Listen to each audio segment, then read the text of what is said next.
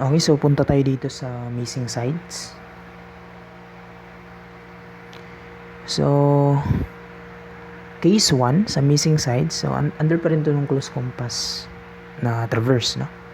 So, pag yung unknown is yung length tsaka bearing of one side is missing. So, tulad nung nakikita nyo dito. So, ngayon yung issue natin dito is i-complete lang natin na, no? So, assume natin na corrected na to or balanced na yung traverse natin na to, no?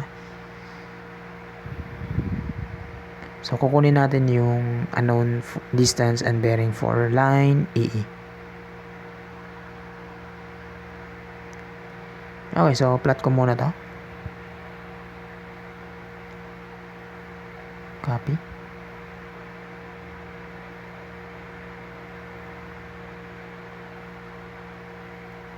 Add page. Solution.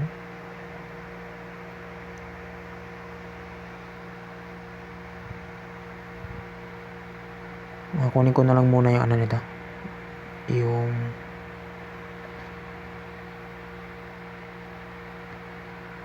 latitude tsaka departure. So, yung latitude, that is just distance, cosine, bearing.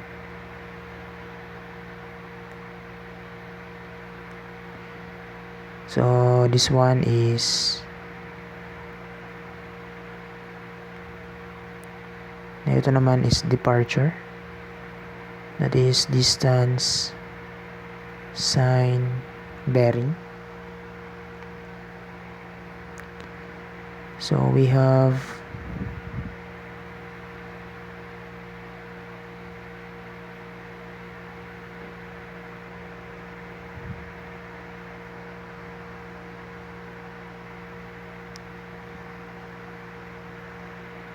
this is 300 cosine 37 degrees 30 minutes. Dito is 400 cosine 43 degrees and 15 minutes. Dito is 250 cosine 73 degrees 0 minutes, and dito naman is 350 cosine 12 degrees 45 minutes.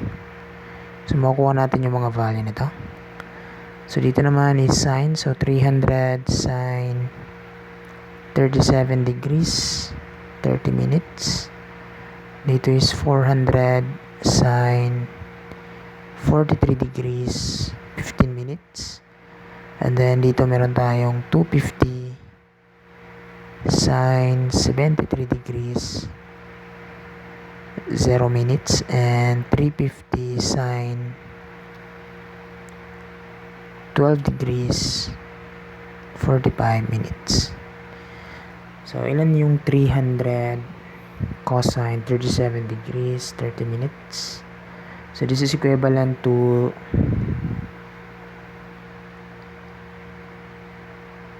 300. Dito na ako sa complex ko na lang. So I have 300 shift angle 37 degrees 30 minutes.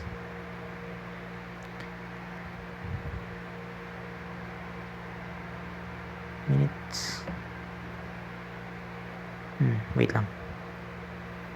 Ba't ayaw gumana nung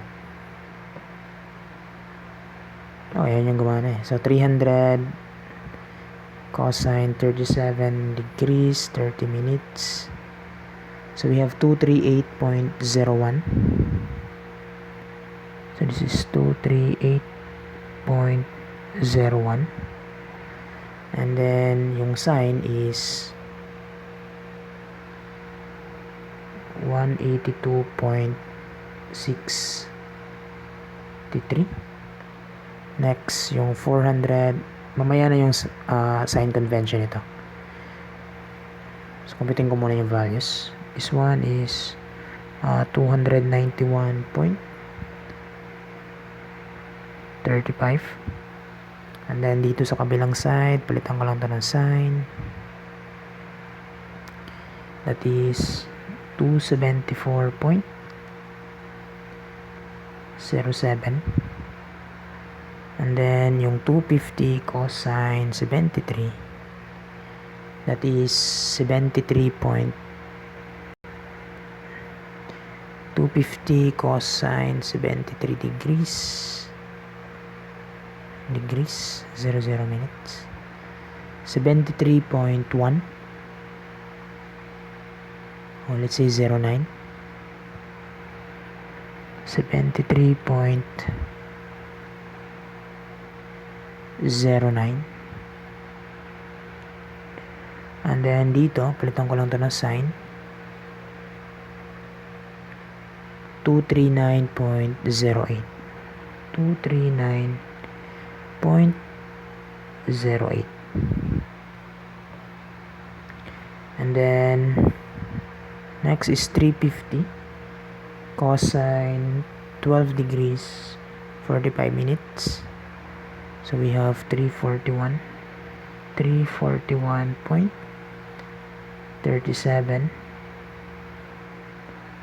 and then we have, palitan ko lang to ng sign, this is 77.24.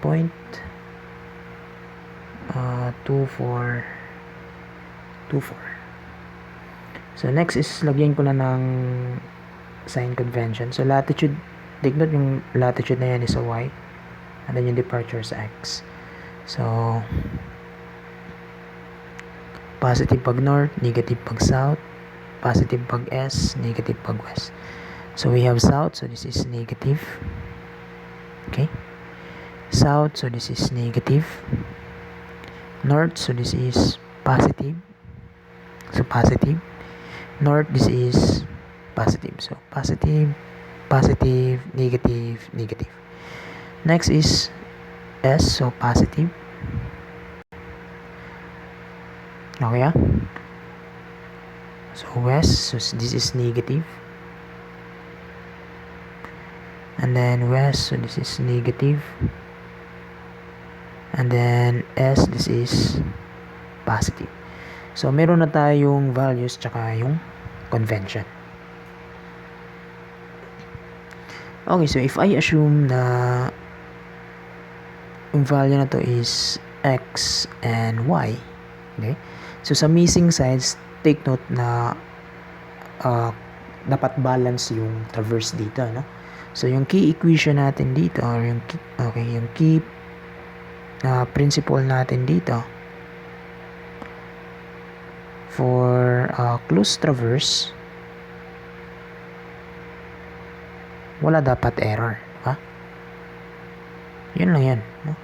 So yung error in departure, which is summation nung departure, must be equal to 0, and yung error in latitude, which is summation nung latitude, must also be equal to 0 para maging close yung traverse.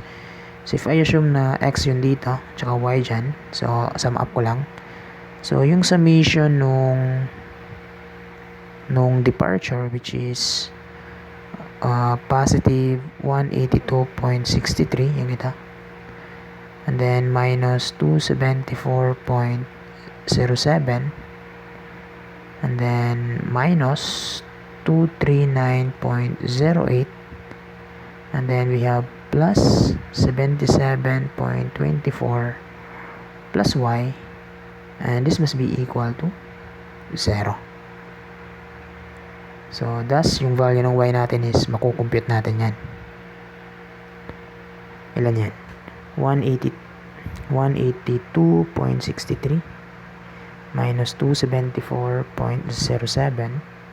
minus 239.08 plus 77.24 plus alpha y, alpha equals 0. So meron tayong value nung y, or yung departure na 253.28. 253.28, and take note positive yung binigay niya na value. Okay, so yan yung kailangan nating departure dito sa DE. Okay, ito naman yung departure sa line EE. So, yan yung required natin. And then, yung summation ng latitude is just dito naman. So, I have negative 238.01. So, dito na ako sa latitude. Minus 291.35 plus 73.09 plus 341.37 plus x must be equal to 0. So, thus, makukompute natin yung x, and that is negative 238.01 minus 291.35 plus 73.09 plus 341.37 plus x alpha equal 0. Shift solve for x. So we have 114.9.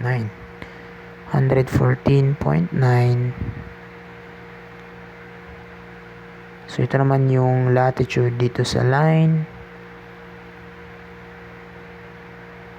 EE. Okay. So I think that's it sa ano. So ngayon yung tanong niya na distance, so mako-compute na natin 'to. So I assume yung distance dito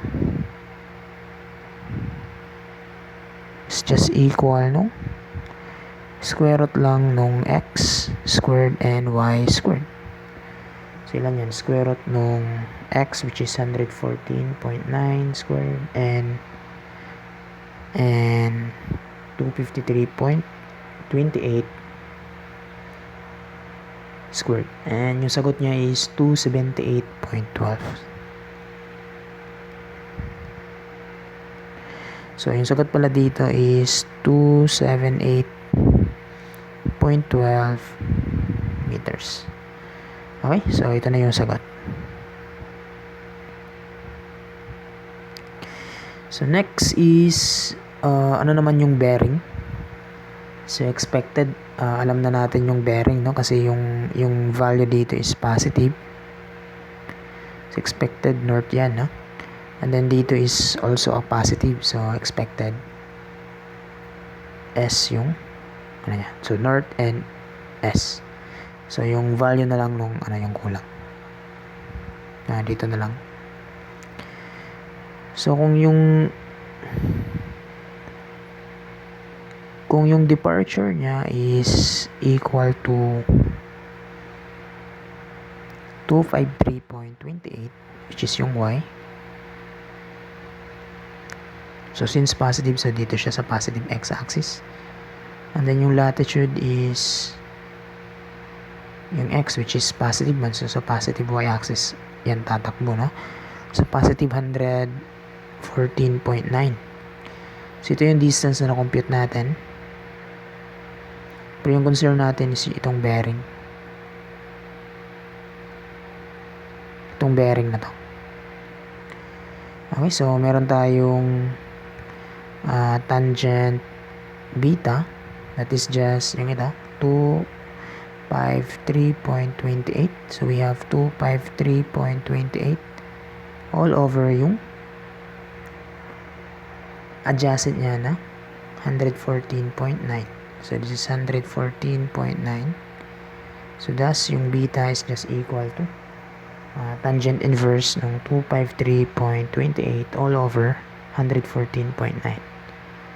So we have 65.597 degrees. Ilan yan yun na? 65, or this is 65 degrees, 35 minutes, and 55.21 seconds. Okay, sobrang lapit na. So, say, ano na lang, 65 degrees, 36 minutes.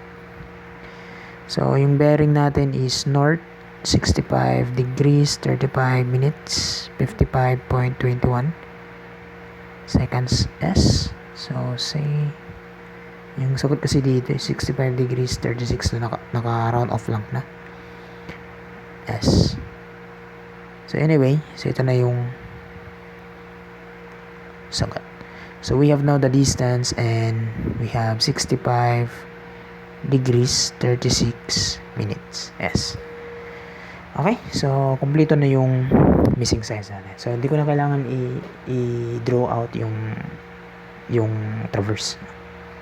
Kasi masosolve ko na lang siya gamit yung K principle ko, no? Dapat yung error in departure and error in latitude must be equal to 0. Okay, so see you in the next video. Thank you.